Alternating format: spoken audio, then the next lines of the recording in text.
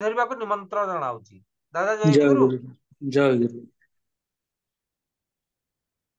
वंदे लोकतिलकं सत्वतो वार्ता विभूषणम् अमरकोत्तरणं प्रबुद्धं लोकजीवनं प्रणय प्रमत्त जागदीपनं वंदे जीवन जीवनं सत्पुरुषम्। परम दयाल परम प्रेममय श्री श्री ठाकुर परम आराध्य श्री श्री बड़मा परम पूज्य पाद श्री श्री बड़दा परम पूज्य पाद श्री श्री आचार्य देव इष्ट परिवार प्रति प्रत्येक को मोर विनम्र भक्तिपूत नत जानु कोटि कोटि प्रणाम जनाए। ସନ୍ଧ୍ୟା ସତ୍ସଙ୍ଗର ଏଇ ମିଳନ ମଞ୍ଚରେ ଯେଉଁମାନେ ଉପସ୍ଥିତ ସତ୍ସଙ୍ଗର ପୂତ ପାଞ୍ଜଧାରୀ ଇଷ୍ଟ ଭାଇ କରିମଣ୍ଡଳୀଙ୍କୁ ସେମାନଙ୍କୁ ମୋର ପ୍ରଣାମ ଏବଂ ଜୟଗୁରୁ। ଉପସ୍ଥିତ ସମସ୍ତ ଗୁରୁ ଭାଇ ମା ମାନଙ୍କୁ ମଧ୍ୟ ମୋର ପ୍ରଣାମ ଏବଂ ଜୟଗୁରୁ ଯଥାଯୋଗ୍ୟ ସ୍ଥାନରେ ସମସ୍ତେ ଶାନ୍ତିରେ ସ୍ୱସ୍ତିରେ ଆନନ୍ଦରେ ଥାନ୍ତୁ ଏହି ପ୍ରାର୍ଥନା। ସର୍ବୋପରି ଭୋଗ ଅର୍ଘ୍ୟ ନିବେଦନକାରୀ ଭାଇ ଓ ମା ମାନଙ୍କୁ ମୋର ଆନ୍ତରିକ ଜୟଗୁରୁ ଜଣାଏ। ପ୍ରିୟ ପରମଙ୍କର ଦୟା କରୁଣାର ଅଧିକାରୀ ହେଇ ଶାନ୍ତିରେ ସ୍ୱସ୍ତିରେ ଆନନ୍ଦରେ ଥାନ୍ତୁ ଏହି ପ୍ରାର୍ଥନା। ସୁନ୍ଦର ଭାବେ ଭଜନ କୀର୍ତ୍ତନ ଇତ୍ୟାଦି ପରିବେଷଣ ହେଲା ଏବଂ ସର୍ବୋପରି ଆମମାନେ ଆଜି ଏହି ସତ୍ସଙ୍ଗର ମଧୁଚକ୍ରରେ ଉପସ୍ଥିତ ରହି ପ୍ରିୟ ପରମଙ୍କୁ ଏହି ଭଜନ କୀର୍ତ୍ତନ ପରିବେଷଣ ଭିତର ଦେଇ ଉପଭୋଗ କରୁଥିଲୁ। ଭଜନ କୀର୍ତ୍ତନ ଭଳି ମଣିଷର ମନକୁ ଊର୍ଧ୍ୱ ଲୋକକୁ ଅତି ଶୀଘ୍ର ବା ସହଜ ଉପାୟରେ ଉନ୍ନୀତ କରିବାର ଆଉ ଦ୍ୱିତୀୟ ରାସ୍ତା କିଛି ନାହିଁ। ଏ ଆଲୋଚନା ଭାଷଣ ବାଜି ଏହା ଅପେକ୍ଷା ବହୁତ ଗୁରୁତ୍ୱପୂର୍ଣ୍ଣ ଏ ଭଜନ ଏବଂ କୀର୍ତ୍ତନ। ଅତି ସହଜରେ ଶ୍ରୀ ଠାକୁର କହିଲେ ମଣିଷର ମନକୁ ସେ ପ୍ରିୟ ପରମଙ୍କର ଭାବଧାରା ଭିତର ଦେଇକି ବେଶୀ ଅଭିଭୂତ କରି ତୋଳେ ଏବଂ ସହଜରେ ମନଟା ঊର୍ଧ୍ୱମୁଖୀ ହେଇ ଉଠେ। ତ ସେଇ ଭାଇମାନଙ୍କୁ ମା ମାନଙ୍କୁ ମୁଁ ପୁଣି ଥରେ ମୋର ଆନ୍ତରିକ ଜୟଗୁରୁ ସଙ୍ଗେ ଯଥାଯୋଗ୍ୟ ସ୍ଥାନରେ ପ୍ରଣାମ ଜଣାଏ। ଦୟାକରି ସେମାନେ ଆମମାନଙ୍କୁ ଏତେ ସମୟ ଧରି ଆନନ୍ଦିତ କରି ରଖିଛନ୍ତି।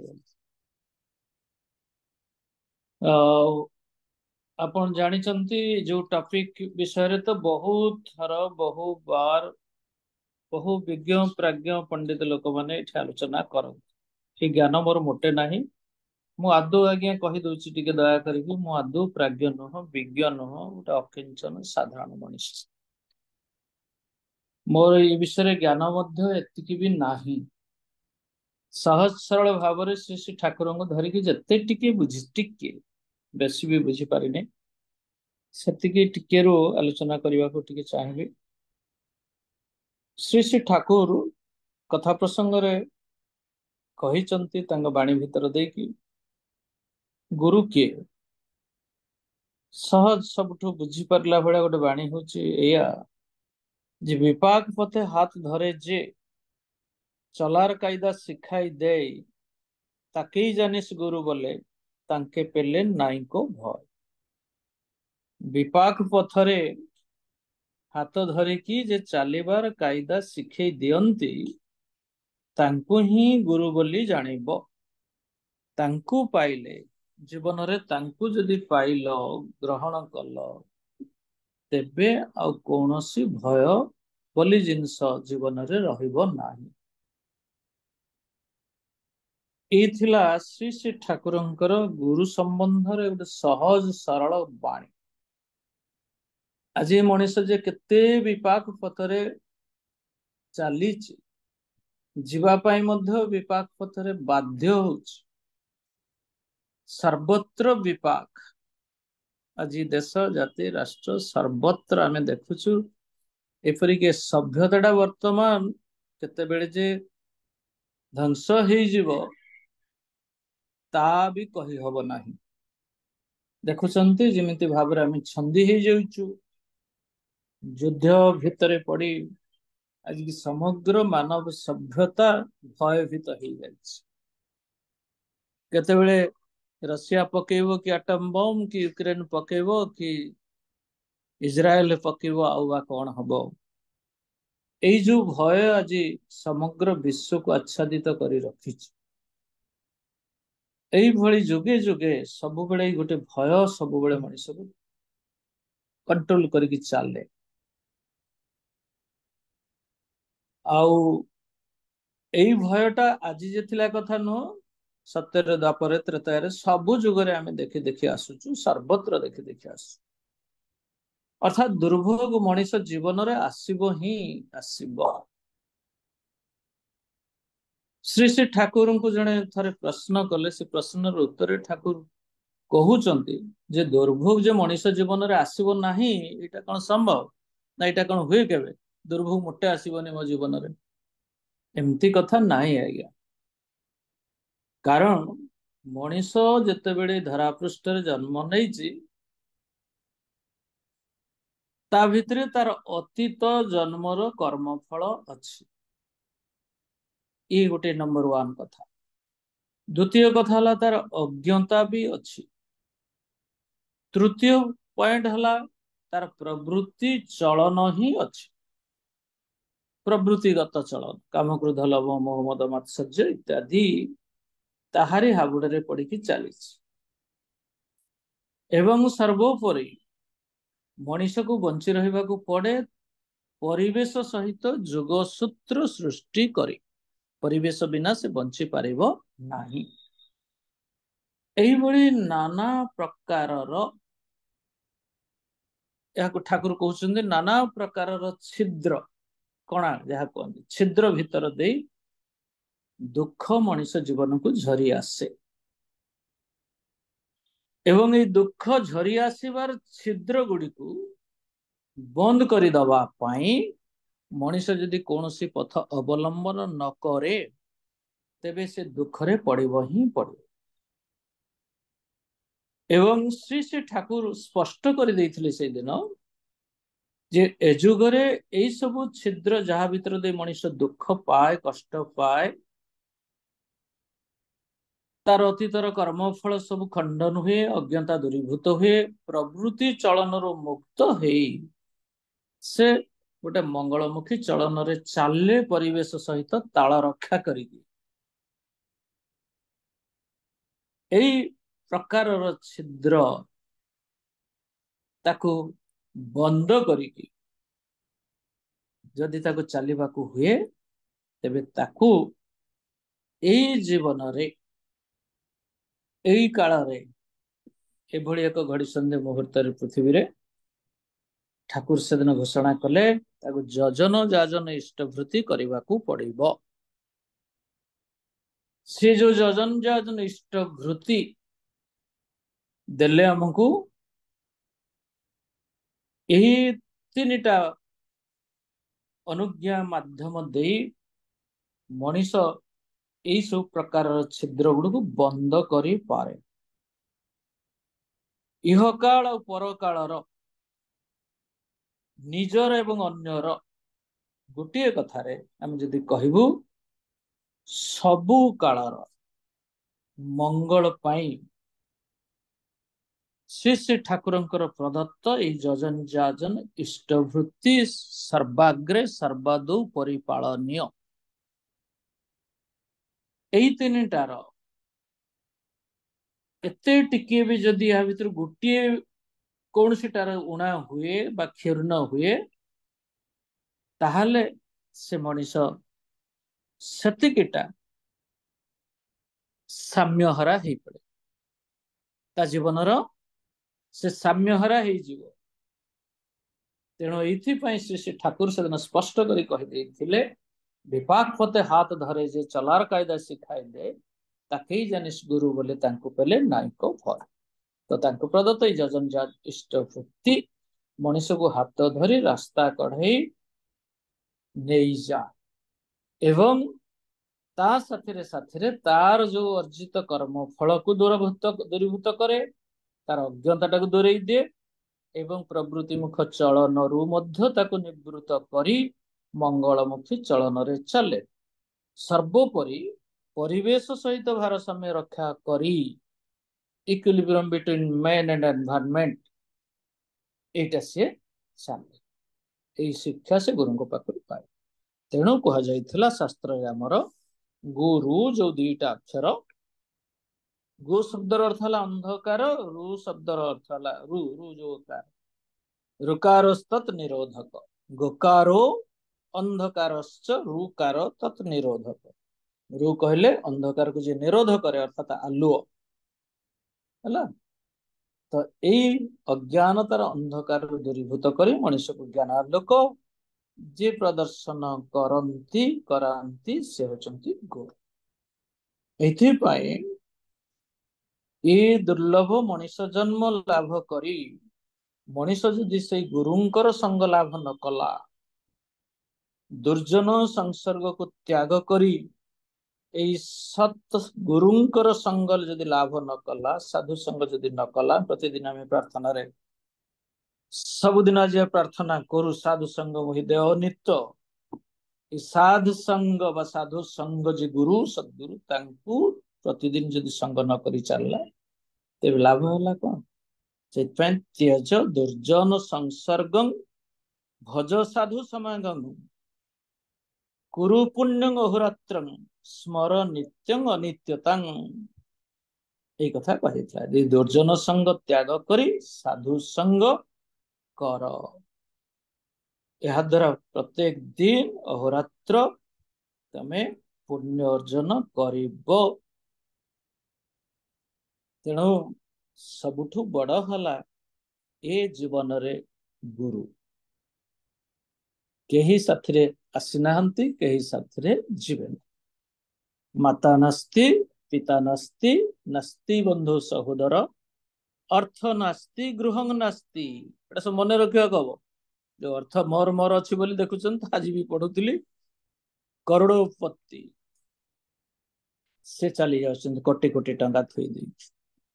अलेक्जेंडर को कथा सुनी चंती 30 वर्ष बयस विश्व सम्राट हो गले केते सब ये करी शेष भारत वर्ष को आसिले भी जितवा पाई ता करके फेरिया बाटरे चली गले मात्र 30 वर्ष। किए गला ये पावर गला साथी रे, अर्थ गला साथी रे, समग्र विश्व मोर। तेणु माता नास्ति पिता नास्ति नास्ति बंधु सहोदर अर्थ नास्ति गृहं नास्ति तस्मात् जाग्रत जाग्रत। प्रिय परम को धरी उठ उत्तिष्ठत जाग्रत वरान्यबोधत। उठ जाग्रत हुओ बर, बर शब्द अर्थ है श्रेष्ठ। जीवन रे श्रेष्ठ प्रेष्ठ जे गुरु तांको जान तांको बुझ तांको धरी की चल, एथपाई कथा कह जाता। तेणु बड़ कथा हला ये मनीष आपण माने जानि चंदी मनीषर गठनटा भी सेमती हेछि। मनीष को भगवान देइचंदी प्रवृत्ति काम क्रोध लोभ मोह। प्रवृत्ति जे हम खाली की नष्ट दिगरे नै जिबे कथा मोटे नुह। काम क्रोध लोभ मोह मद मात्सर्य ये जे नष्ट दिगरे हम खाली नब ध्वंस कर देबे कथा नुह। यार व्यवहार जदि हमें जानिबा ठीक भाव रे तेबे यही काम क्रोध लोभ मोह मद मात्सर्य हमको बंचेइबो। यह को व्यवहार करी आमे सेल्फ मास्टरी ओके निज भितर सृष्टि करी आमे चली पारिबा। किंतु सेल्फ मास्टरी अर्थात काम क्रोध लोभ मोह मद मात्सर्यर ऊर्ध्वरे रही से प्रवृत्ति गुड़ी को पॉजिटिव दिगरे विनियोग करी आमे ताकु नियंत्रित करी चलिबा को हेले दरकार हमको जने great master in our life. A great master को आम भारतीय दर्शन कहे गुरु। शरीर विद्याविद जड़े दार्शनिक थिले लवस्टोन से यही कथा कही जाए। If you would learn self mastery then begin by yielding yourself to one great master. अर्थात ये जो ग्रेट मास्टर गुरु पुरुषोत्तम तांको ठारे आत्मसमर्पण करिकी निजे निजको नियंत्रण करिवार तुकटा शिखि नियो सो दैट जीवन लक्ष्य पथरे तमे चले। ओके तेणु आमको दरकार जीवन जड़े गुरु। जेते भजन करंतु जेते पूजन करंतु जेते साधना करंतु ଆପଣ ଯେତେ ଯାହା ବଣ ଜଙ୍ଗଲକୁ ଯାଆନ୍ତୁ, ମଠ ମନ୍ଦିର ଭିତରେ ପଥର ମୂର୍ତ୍ତିକୁ ଧରି ଯେତେ ଯାହା ପୂଜା କରନ୍ତୁ, ଯେତେ ବ୍ରତ ଉପାସନା କରନ୍ତୁ, ଦେବାଳୟ ଭିତରେ ଯାଇକି ବସିବୁ, ଯାହା କରନ୍ତୁ, କିନ୍ତୁ ଜୀବନରେ ଯଦି ଜଣେ ଗୁରୁ ନାହାନ୍ତି, ଗାଇଡ ନାହାନ୍ତି, ତେବେ ଜୀବନଟା ଏଇପରି ଗୋଟେ ପ୍ରବୃତ୍ତିମୁଖ ଚଳନୀ ଭିତରେ ଦେଇ ଅସହ୍ୟ ଯନ୍ତ୍ରଣାରେ ଆମକୁ ଛଟପଟ କରି ଶେଷରେ ଯିବୁ। ସେଥିପାଇଁ ତ ବୋଧେ କବିଗୁରୁ ରବି ଠାକୁରଙ୍କର କଥା ଥିଲା, ଭଜନ ପୂଜନ ସାଧନା ଆରାଧନା ସମସ୍ତ ଥାକ ପଡେ, ରୁଦ୍ଧ ଦ୍ୱାରେ ଦେବାଳয়ের কোণে। কেন আছি সারে? ରୁଦ୍ଧ ଦ୍ୱାର ଦେବାଳୟର କୋଣରେ କାହିଁକି ଅଛୁ? ଅନ୍ଧକାରେ ଲୁକିଏ ଆପନ ମନେ, କାହାରେ ତୁଇ ପୂଜି ସଙ୍ଗୋପନେ। ଅନ୍ଧକାର ଭିତରେ ଲୁଚିକି କାହାକୁ ସଙ୍ଗୋପନରେ ପୂଜା କରୁଛ? ନୟନ ମେଲେ ଦେଖ ଦେଖି ତୁଇ ଚେ, ଦେବତା ନାଇଁ ଘରେ। ଆଖି ଖୋଲିକି ଅନାଇକି ଦେଖ ତ, ଦେବତା ଅଛି? ତେଣୁ ଦେବତା ହଉଛି ସେଇ ଜୀବନ୍ତ ଦେବତା, ଜୀବନ ଦେବତା। ଯୋଉ ଦେବତା ଜୀବନକୁ କଢେଇ ନିଏ, ଯୋଉ ଦେବତା ହାତ ଧରିକି ଚଲେଇ ନିଏ, ଯାହା କହିଲେ ବିପାକ ପଥେ ହାତ ଧରେ ଯେ, ଚାଲିବାର କାଇଦା ଯିଏ ଶିଖେଇ ଦିଏ, ସେଇ ଦେବତା ଯଦି ନାହିଁ, ତାକୁ ଯଦି ଆମେ ନ ଜାଣୁ, ତେବେ କିଛି ବି ଆମେ ଜାଣୁନା। ତୁମରେ ମାନିଲେ ନାହିଁ କେହ ପର, ଆଉ ତାଙ୍କୁ ଯଦି ମାନୁ, କବିଗୁରୁଙ୍କ ଭାଷାରେ, କେହି ସେଠି ପର ହୁଅନ୍ତି ନାହିଁ। ତୁମରେ ଜାଣିଲେ ନାହିଁ କେହ ପର, ନାହିଁ কোনো ମନା, ନାହିଁ কোনো ଡର। এই ଜୀବନ ଦେବତା, ଜୀବନ୍ତ ଦେବତାକୁ ପାଇଲେ କୌଣସି ଡର ନଥାଏ, କେହି ପର ନୁହନ୍ତି। ସବାରେ ମିଲାଏ ତୁମି ଜାଗିତେଛ, ଦେଖା ଯେନ ସଦା ପାଇ, ଦୂରକେ କରିଲେ ନିକଟ ବନ୍ଧୁ, ପରକେ କରିଲେ।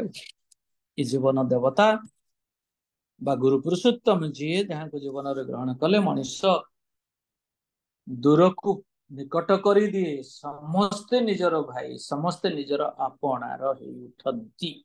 ଅର୍ଥାତ ମଣିଷ ଆଉ ପରିବେଶ ଭିତରେ ଗୋଟେ ଯୁଗ ସୂତ୍ର ରଚନା କରି ସମନ୍ୱୟ ସ୍ଥାପନ କରି ମଣିଷ ବାଲାନ୍ସଡ ହେଇକି ଚାଲେ। ତେଣୁ ଅନେକ ଆଜି ଅଛନ୍ତି ତଥାକଥିତ ଗୁରୁଗିରି, ଯୋଉମାନେ ପ୍ରଦର୍ଶନ କରୁଛନ୍ତି, ଆପଣ ମାନେ ଶୁଣିଥିବେ, ଅନେକ ସୁନ୍ଦର ସୁନ୍ଦର ଅଭିଭାଷଣ ଦିଅନ୍ତି, ମୁଖରୋଚକ ଭାଷଣ, ଶୁଣିବା ବହୁତ ସୁନ୍ଦର ଲାଗେ, ବହୁତ କଥା, ଅତ୍ୟନ୍ତ ବିଦ୍ୱାନ, ଅତ୍ୟନ୍ତ ପଣ୍ଡିତ, ଏସବୁ ଆମେ ଦେଖୁଛୁ, ସବୁବେଳେ ଶୁଣୁଛୁ। ଏବେ ତ ମାନେ ଟିଭି ପରଦାରେ ଆଜି ଏଗୁଡାକ କମନ ଜିନିଷ ହେଇଗଲାଣି। ସୁନ୍ଦର ସୁନ୍ଦର ଶବ୍ଦ, ଶାସ୍ତ୍ର ପୁରାଣର କଥା, ସଂସ୍କୃତର କଥା, এই ପାଣ୍ଡିତ୍ୟାମୀ ବା ପାଣ୍ଡିତ୍ୟ ପୂର୍ଣ୍ଣ ଅଭିଭାଷଣ ଆଜି ପ୍ରାୟ ଆମ ପାଖରେ ଅତି ସହଜରେ ପହଞ୍ଚି ଯାଉଛି।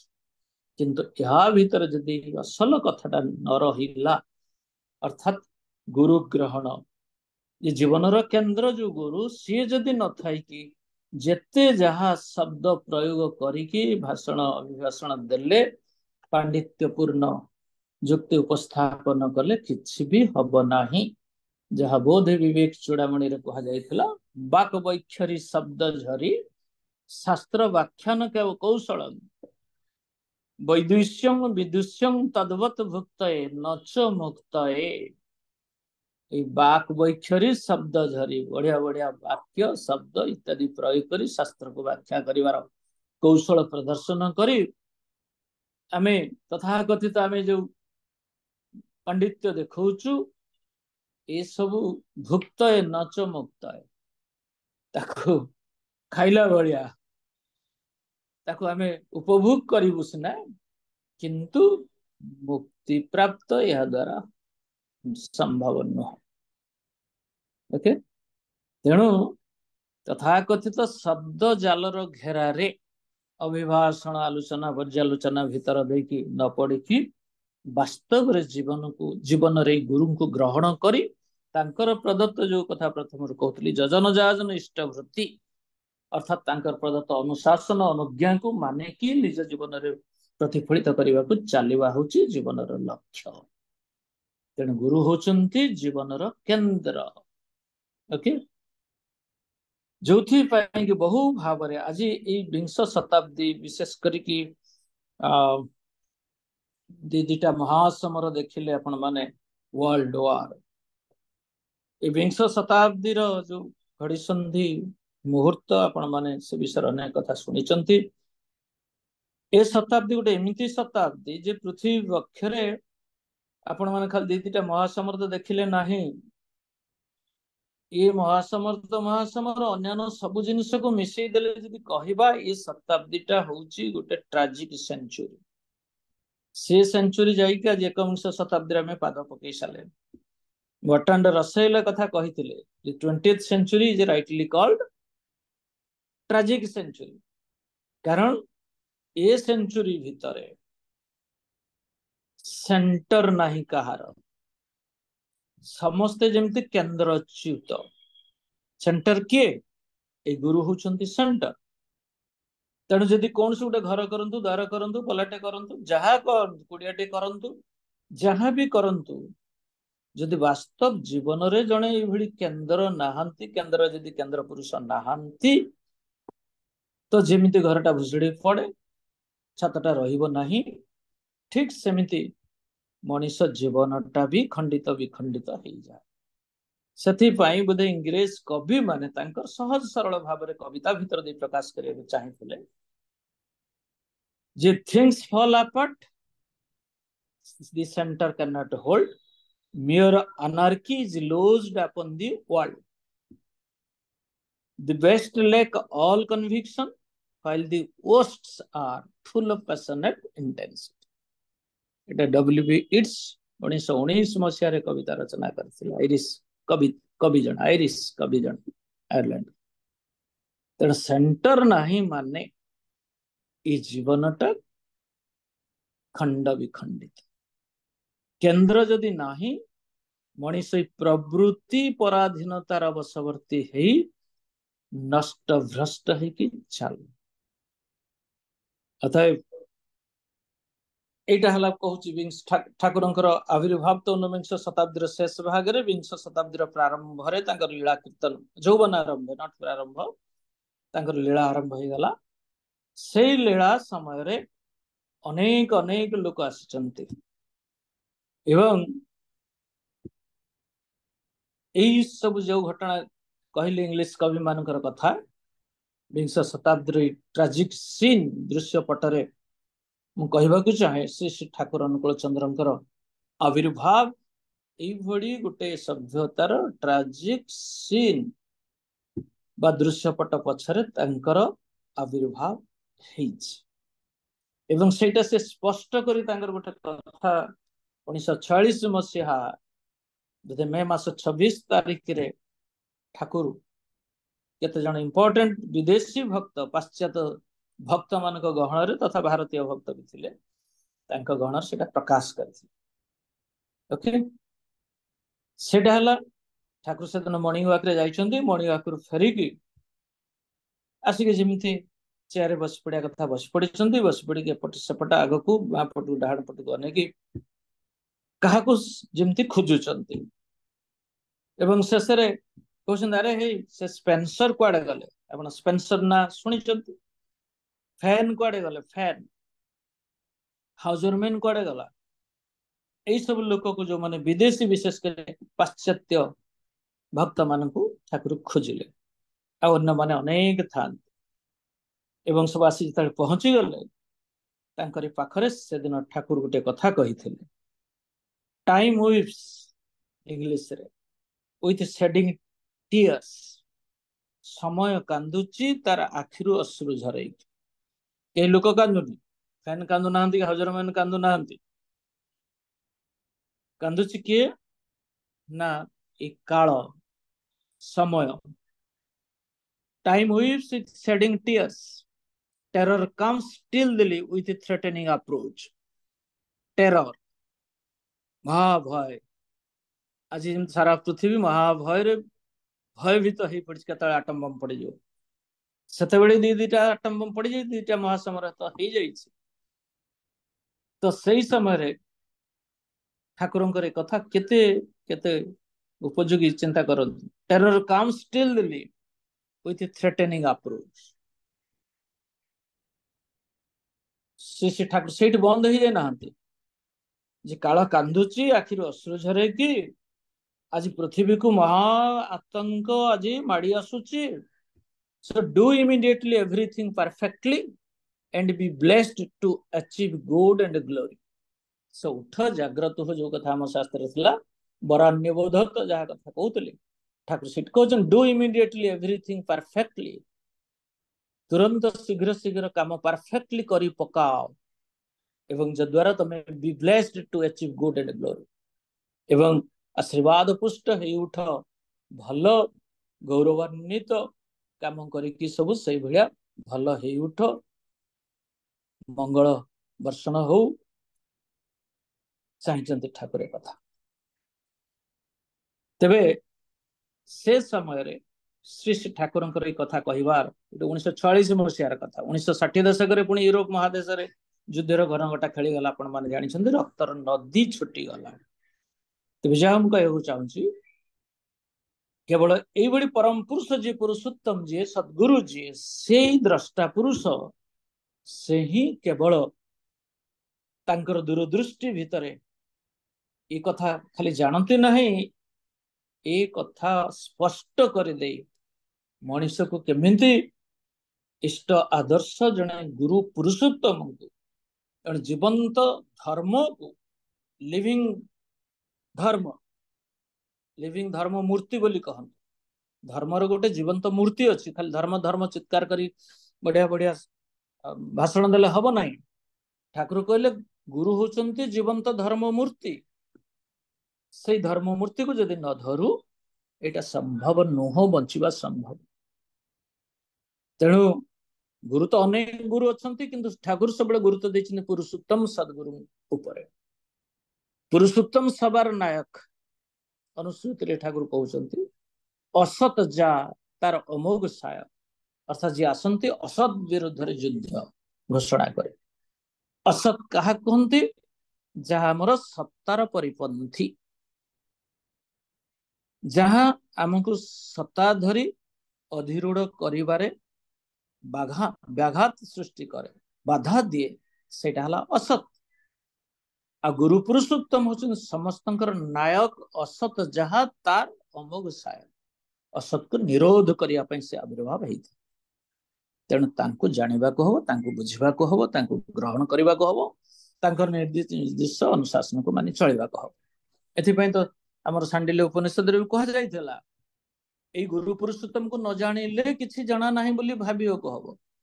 मु भारी पंडित हो गली, बहुत ज्ञान विज्ञान करछि, बहुत प्राज्ञ विज्ञ कथा जेमति भाई कहि दोचंती ए कथा मोटे नुह आज्ञा डोंट पोट सेई भलिया शब्द भी मो पाखरे आदु केबे दया करी भाई मान को अनुरोध कहंतु नहीं।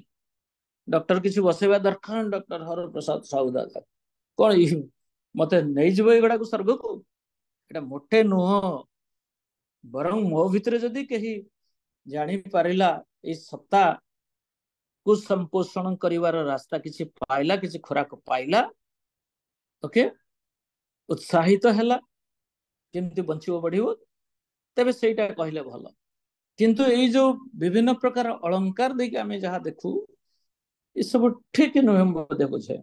तेणु एई जो गुरु पुरुषोत्तम आसंते देखंतु तांकर कोन पाठ थिला, कोन तांकर पांडित्य थिला, कोन तांकर माने तथाकथित लिखित कोन थिला जे तांकर, किंतु से तो सबुठु चरम सबुठु परम परम पुरुष पुरुषोत्तम।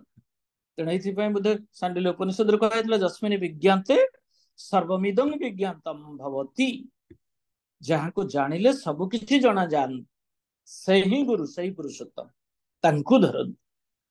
ओके तेणु श्री श्री रामकृष्ण देव मध्य से कथा भी कहिथिले ये टुंडा साप नय, टुंडा साप एक बार जात साप जैसी साप नुह से सही बढ़िया सांघातिक साप साप जा कहते विषधर साप।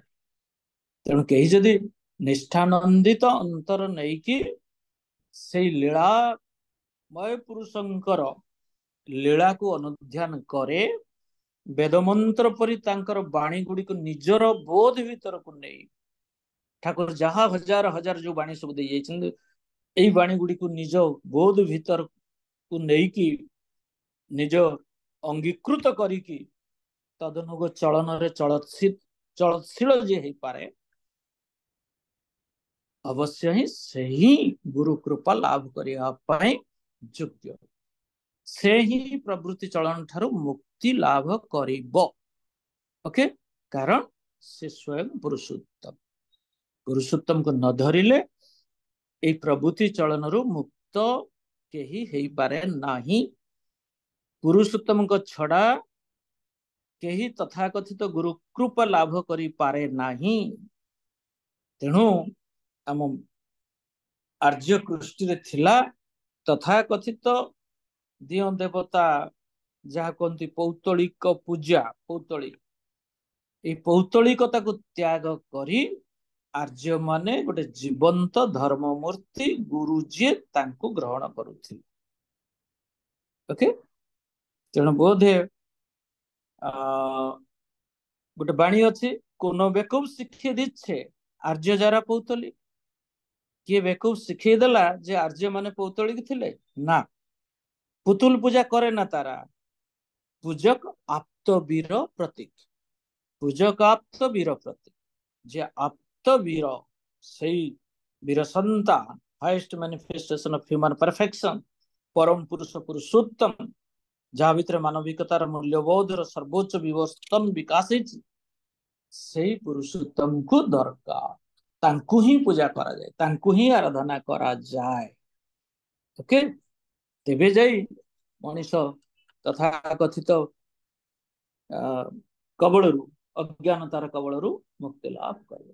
तेणु पुरुषोत्तम ए गुरु होचंती सेही जहाँ पतंजल युग संहितारे कहा जायथिला क्लेश कर्म विपाका शरीर परामुष्ट पुरुष विशेष ईश्वर स पूर्वे सम्मपि गुरु कालेन न अवच्छेदा। अर्थात क्लेश कर्म विपाक आश्रय द्वारा अनभिभूत जी दुख अच्छी कष्ट अच्छी विपद अच्छी सब जहाँ ठाकुर जीवनी भितर आपण समस्ते सब बार बार शुणी जानी।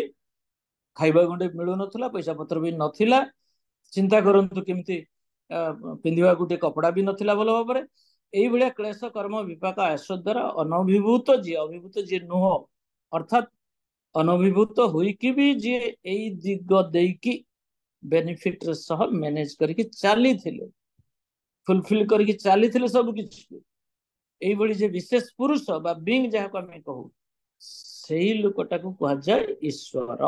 पतंजल युग संहितार ई श्लोकर अर्थ होछि से आउ सी होचंदी पूर्व पूर्व गुरु मानकर भी गुरु, से काल द्वारा अविच्छिन्न नुहंती। ओके, तेणु ए गुरु पुरुषोत्तम को न धरिले मनीष तथा कथित भाव में चलिबार पथ, अर्थात सी चलिबार पथ, बंचवार पथ, बढ़िबार पथ, धर्मर जीवंत मूर्ति एटा हमें बुझी पारिबा ना। तेणु आग तांकु जीवन रे दरकार, तापर जाई ये जगतर मंगल कथा, जगतर मंगलर कथा, देश सेवा कथा, जनसेवा कथा, राजनीति कथा। राजनैतिक हलचल गोटे सृष्टि हो जाइए, किए आईएएस छाड़ी आसी जाऊँगी, किए डाक्तर पेशा छाड़ी आसी जाऊँगी, किए कौन छाड़ी आसी राजनीति दे सते जमी देश जाति सेवा कर एकदम धन्य कृतकृतार्थ स्वर्ग को नहीं समस्त। मत तो मन पड़े रामकृष्ण ठाकुर ये समय बेले बेले हस लगे। रामकृष्ण ठाकुर जी कहते अरे तुम किए रे, तुम किए जे जगतर उपकार करबे, ताके साधन द्वारा साक्षात कर। आगे तांकु जे जगतर प्रकृत उपकार करि पारंती पारि पाई आसी थांती, तांकु आगो साधना करिके तांकु साक्षात कर, तांके साधन द्वारा साक्षात कर, तांके लाभ कर। तिनि शक्ति दिले सकलेर हित करते पारे, नचेत नय। तुम के जे जगतर उपकार करे, तुम के तोर कौन शक्ति अच्छी, तू कौन जानछु जगतर उपकार करियो। आग तांकु साक्षात कर, साधना करिके तांकरे जजन जाज निष्ठ वृत्ति करिकी तांकु साक्षात कर, तांकु बोझ, तांकु जान साक्षात करियो तो से तांकु लाभ कर। आ सी जदि शक्ति दियंती कोठी शक्ति मिलियो आज्ञा। ठाकुर तो से महान शक्ति आमको आनीदे, ताठू शक्तिशाली बुद्धि किसी नहीं जोटा आम कहूँ सतनाम। जो सतनाम ओनली ब्रह्मास्त्र खाली कही ना प्रमाण कर देकी गले। 1964 भारत पाक युद्ध से जो बम भी पड़ी पारा ना, जो नाम करते बस किरण बनर्जी चिंता करूँ फेरीगला बम, केते उदाहरण से केथर कही। तेणु तीन शक्ति दिले सकलेर हित करते पार, नचेत नय। जे लोक शिक्षा देवे तार चापरास चाई रामकृष्ण ठाकुर कहते ना हले हासिर कथा है पड़े ओके আপনারই হয় না নিজের তো যাব নিজের উপকার কিছু হবে নি আবার অন্য লোক কানা কানাকে পথ দেখিয়ে নিয়ে যাচ্ছে গোটে কণা ଆଉ গোটে কণাକୁ গোটে ଅନ୍ଧ ଯଦି ଆଉ গোটে ଅନ୍ଧାକୁ ରାସ୍ତା ଦେଖିକି ନେଇଯିବ ତାର ଯାହା ଅବସ୍ଥା ହୁଏ ହିତ ବିପରୀତ হয় ତେଣୁ ଭଗବାନ ଲାଭ ହେଲେ ଅନ୍ତର୍ଦୃଷ୍ଟିଟା ଫିଟେ ଭଗବାନ ଲାଭ ହେଲେ ଅନ୍ତର୍ଦୃଷ୍ଟି হয় তবেই কার কি রোগ বুঝা যায় উপদেশ দেওয়া যায় तेणु प्रकृत षढ़ैश्वर्यशाली जो भगवान जहाँ गुरु पुरुषोत्तम कहूँ तांको लाभ कले निजर अंतर्दृष्टि इनसाइट टा ग्रो करे ठाकुर कृष्ण प्रसन्न भट्टाचार्य वैज्ञानिक भक्तम कहउचंती ए जजन जा इष्टवृत्ति कले पर्टिकुलरली इष्टवृत्ति करले इष्टवृत्ति की बढ़ेइले मनुष्यर इनसाइट ग्रो करे अंतर्दृष्टि फिटे आमे केते इष्टवृत्ति करछे जानिछे इष्टवृत्ति केते परिमाण रे दिन जा दीक्षा नै कि करछे आमे जानि कोठी इनसाइट ग्रो करिवो दैनंदिन आहार जेमन इष्टवृत्ति राखिस तेमन एइटा किंतु निहाती कम एर कम कि नय मिशन दैनंदिन आमे जति खाद्य खाऊ इष्टवृत्ति सही प्राणे रखुचे तो एटा किंतु निहाती कम तेणु तांकु पाइले लाभ कले प्रकृतर अंतर्दृष्टि फिटे तेबे जे कि कहार की रोग होईची कौन औषध देले से भल हम से कथा बुझा जीवो क्या उपदेश देले से उपदेश शुणिब केते सुंदर कथा सब ठाकुर से गीतारे भगवान से कहले सब बेले आमे तांकर तांकर तांकर ही उठिबा ए जजनजा इष्टवृत्ति भीतर दे नाम ध्यान नाम जप भीतर दे इष्टवृत्ति अर्पण करवा भीतर दे जो कथा बोधे गीतार से 10 अध्याय श्लोकटा मत लागे एक्जाक्टली सेया मच्चिता मद्गत प्रणा बुधयंत परस्परम कथयंत मांग नित्यं तुष्यन्ति च रमन्ति च तेषां सतत युक्तानां भजतां प्रीतिपूर्वकं ददामि बुद्धिजुगं त्वं जेन माम उपजंती ते हैला ए जजन इष्टवृत्ति करिकी जदि आमे चालू तेबे एई सतत युक्त भक्त मानको से बुद्धि दान करंती आ जो बुद्धि प्राप्त हले आमे शांति रे बंचो आमर सब ज्ञान विज्ञान जहाँ आमे डिग्री डिप्लोमा सब हासिल करिचे मो डॉक्टरेट पाइची मो विज्ञान प्रोफेसर हेची मो पंडित हेची मो ज्ञानी गुणी हेची एई सब जहाँ सब अछि एई विद्या सब भवेत वीर्य वेति विद्या गुरुवर्त्म समुद्भवा अन्यथा फलहीना सा निर्विज्या च अति दुखदा गुरु जदि जीवन रे नाही ए विद्या एगुड़ा सब पढ़ो कोने सर्टिफिकेट ए फलवती मुट्टे नो भवेत वीर्यवती विद्या गुरुवर्त्म समुद्भवा अन्यथा फलहीना सा निर्विज्या च अति दुखदा बुझीगला मते जदि डॉक्टर हर प्रसाद साहु न कहउछन मन भारी कष्ट भाई डॉक्टर टे लिखि देखि मते कुह डॉक्टर हर प्रसाद साहु भारी दुख होछ किंतु एगुड़ा को अति दुखद एठी विद्या नाही एठी मोर पांडित्य नाही गुरु को जदि जीवन रे ग्रहण करी तांको ठारे उपस्थित रही कि चालीची तेबे मोर सब किछि वीर्यवती भवेत वीर्यवती विद्या गुरुवर्त्म समुद्भवा अन्यथा फलहीना तेणु गुरुंकर वर्तमान बोले रास्ता सेटा माड़ी जदि आमे चालू तेबे सब किछि मंगल गुरु संतोष हीन न गुरु संतोष गुरु को जदि संतोष कर न चालू न सिद्धि सत कदाचन ये जो कथा शिव संगीत कथाटा अच्छे आप जानते जोटा कहूँ जाऊ तेणु से कथा जहाँ रामकृष्ण ठाकुर कहते तुमको भलवासा चापरास पेच आज से कथा पुणी मुझे दोहराइबा चाहे दरकार आमको से प्रिय परम जे लव इनकार्नेट भलवासार चापरास अर्थात जे भल पाइबार जीवंत मूर्ति लव इनकार्नेट तांकु धरिकी जतले चलिबा सेतेबेले ही आमे प्रकृत रे आमे भल भाषा कौन भल पाइबाटा कौन आम भीतर सेति बेले जागृत हबो नहले न भाई टाइम ही गलनी बोधे हेलो हाँ दादा हाँ तेणु ये मोर वक्तव्य शेष कर पुणी आउ थे आपण मानकर समस्त शारीरिक मंगल कामना करी रहउछि जय जय गुरु दादा जय गुरु।